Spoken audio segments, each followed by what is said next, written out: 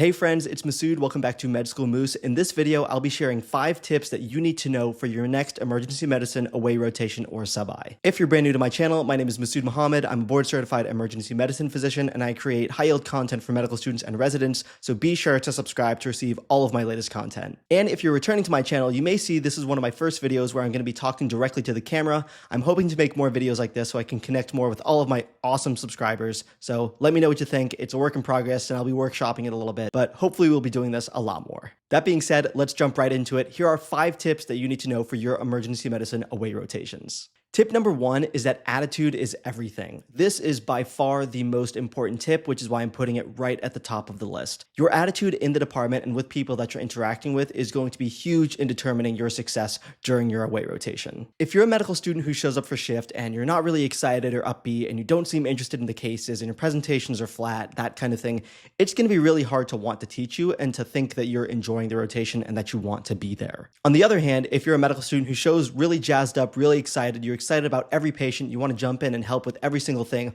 that is an incredible attitude to have. And residents and attendings and other staff will notice that and they'll want to teach you more. They'll want to grab you for interesting cases. They'll want you to see this thing or do that thing. So having a good attitude is really important to make sure that you're getting the most out of your away rotation. Tip number 2 is to remember that every patient is a learning opportunity. In emergency medicine, we need to always be prepared for anything and expect the unexpected. But that being said, there are some days that are a little bit slower and there are some days that all the patients are coming in with the same chief complaint. They all have chest pain. They all have abdominal pain. And that may absolutely happen on your away rotation, but you really want to make sure that you're staying engaged and interested and you're trying to learn everything from every single patient. Even if it's another chest pain or an ankle sprain or something simple like that, ask questions. Try to figure out different treatments that could be used or different ways that things could be managed and try to learn something from it. Not only will that help expand your knowledge on your away rotation, but it'll also help the residents and attendings understand that you're engaged, that you're actively trying to learn and trying to gain information, which is a really great look for you.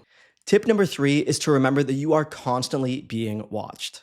Of course, on an away rotation or a sub-I, you want to make a good impression with the residents and the attendings and the program director and all that. But don't forget, in the emergency department, you're working with a lot of other people like the nurses and the techs and the HUC and all of these other specialties. If you're being rude or disrespectful or anything alarming, a lot of those people are not afraid to come and tell us. Especially for attendings that work in a specific department a lot and have a good rapport with nurses, those nurses are not afraid to come up and talk to us. For example, in the department where I work, I have had nurses come up to me who I know really well and they'll tell me, hey, I know that you're faculty for the residency, just want to let you know that this medical student said this or this medical student did this. So you need to really be aware that if you're making a bad impression or have a bad interaction with nurses or consultants or something like that, that information might get back to us. So you really want to be on your best behavior with everyone and throughout your entire rotation. Tip number 4 is to always be asking for feedback. Of course, you're on an away rotation, you want to make a good impression and you're going to be getting shift cards and evaluations from almost every shift, but don't be afraid to ask for very specific or additional feedback. For example, if there was a specific case that you felt like you had a hard time with or you got to do a procedure and you feel like you were struggling, it is 100% okay to ask for feedback or additional information to make sure that you're improving. Again, this makes it seem like you're actively involved in patient care, that you're actively wanting to learn and get better, and that reflects really well on you. And finally, tip number 5 is to do a fit check. Of course, on an away rotation, the residents and the faculty and the program director, all of those people are going to be evaluating you and making sure you're a right fit for their program, but you also need to be evaluating them and see if they're a right fit for you. So take a look at the residents. Are they happy? Are they unhappy? Are they getting along? What's frustrating them? What's stressing them out?